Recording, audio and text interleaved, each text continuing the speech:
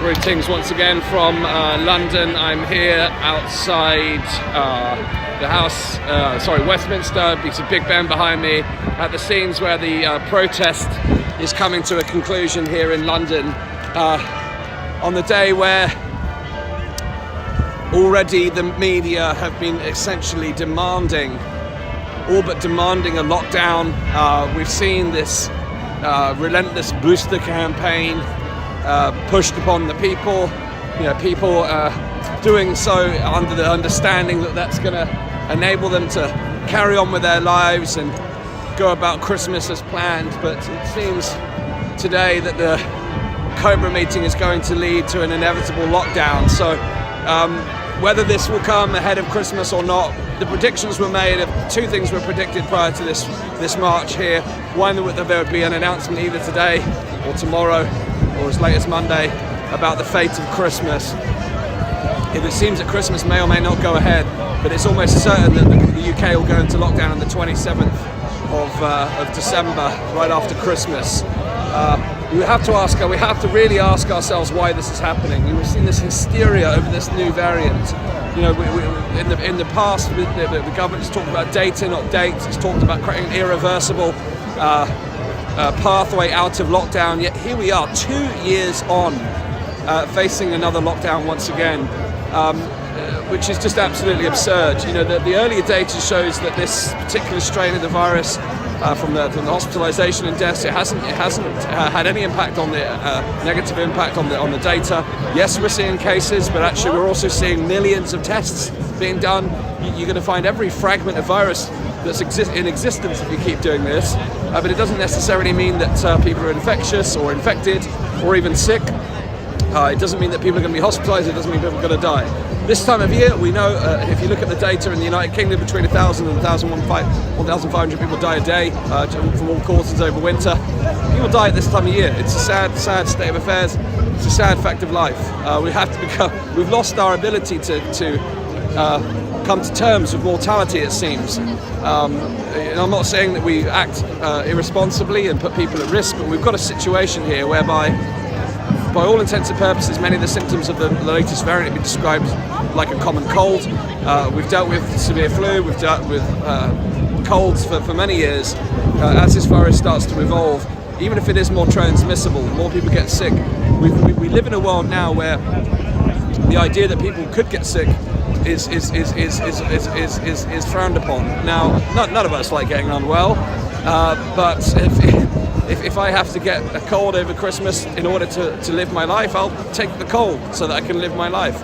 Now, that's my decision, of course, and I wouldn't want to, inflict a cold on anyone else. But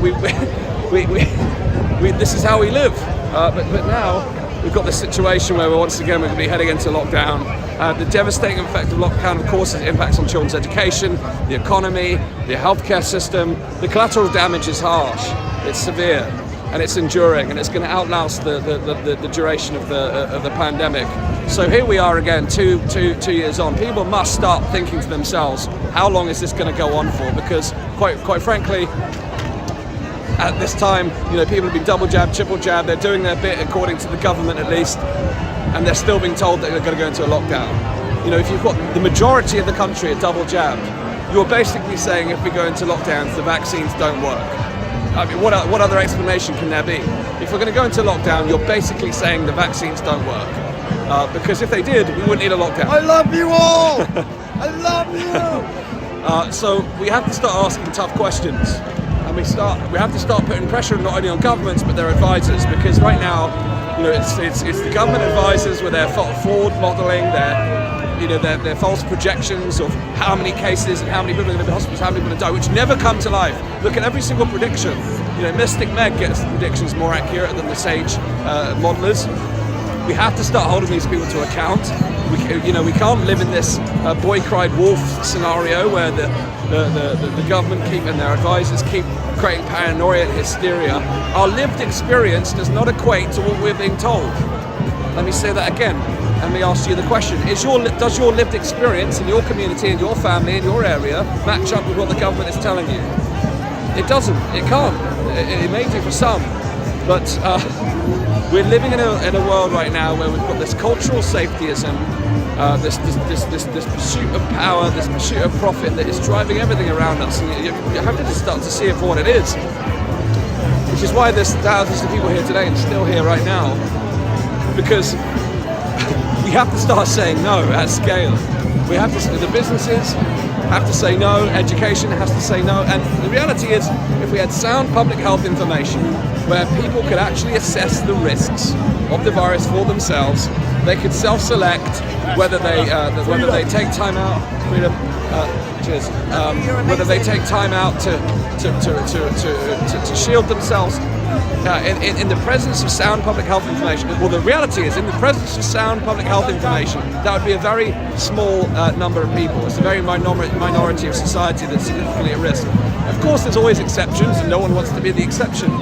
But it comes to personal choice. But people cannot make personal choices in the absence of sound public health information. But we're just bombarded with this false projections, this sense that everyone is going to end up hospitalized or everyone is going to end up dead. The data just doesn't play out, but most people aren't looking at the data, they're just looking at the televisions and seeing the charts that the government choose to show, which show that some proportions of people are getting unwell. We have to live with sickness. We have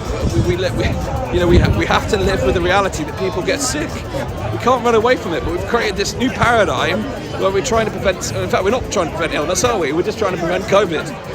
It's like every other illness is permissible. You can get cancer, you can get heart disease, you can get any other condition you want. You can get any other healthcare condition you want. In fact, we'll just let you suffer and die of those conditions because we've cleared the decks so that, I'm getting too extreme. You can feel my intensity on this, but we've created a situation where we're not referring people for cancer. People can't get GP appointments. People are getting sick from all other causes, which is reflected in the all-cause mortality, which is on the rise. To protect from COVID, a single pathogen, which for the vast majority of people will express itself as mild symptoms. But the public don't see this. Well, of course they won't see it because the media is constantly telling you that this many people are going to get hospitalized. This is the most transmissible things yet. We drive fear and hysteria into people, and now that fear and hysteria has led to another lockdown in the next week. It's or in 10 days time, whatever time. It's just absurd. It's absurd. So, thanks to the hundreds of thousands of people here today, there are people taking a strong stand against this type of mentality. And often change in society will come from a courageous minority that do stand up for the rights and liberties of others. And this is what people are here doing today. But we need more people to have the courage to stand up and say no. You don't have to come to a protest. You can share your views online. You can sign petitions, sign campaigns. But we've got to start to challenge this at scale. Because otherwise, when does it end? When does it end? The government set out this roadmap so that it would end. No turning back. Here we are, turning right back. And it's just going to keep causing more and more harm. And people are getting sicker and they're getting unhealthier, but they're also getting sick to death of this. People who want to get on with their lives. I've been here in London today, regardless of you're on the protest, the streets of London are packed, the shopping centres are packed, people are getting on with their lives.